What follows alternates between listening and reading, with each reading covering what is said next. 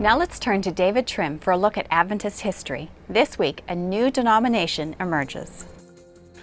Welcome to This Week in Adventist History, Adventism's sesquicentennial week. On May 20, 1863, representatives of the embryonic Seventh-day Adventist movement gathered in Battle Creek, Michigan. They came from across much of the northern United States, and they came with the intention of creating a unified church. On May 20th, they examined credentials and elected a chair for the session, a man called Jotham Aldrich, and a secretary, Uriah Smith. The following day, May 21, they formally established the General Conference of Seventh-day Adventists. They created a constitution, model constitutions for the existing 6 conferences to adopt, and they elected officers and an executive committee.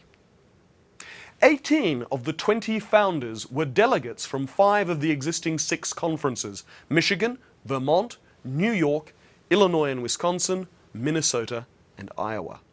Vermont was the other conference but sent no delegates. But in addition, there were 2 delegates from Seventh-day Adventist churches in Ohio which had not yet organized into a conference. And there were a number of church leaders from Michigan, then the stronghold of the Seventh-day Adventist movement, who were not official delegates to the General Conference. One of those, Uriah Smith, was actually elected the first secretary of the meeting and then the first secretary of the newly formed General Conference.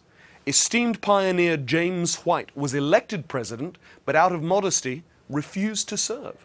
And then elder statesman John Byington was elected in his place.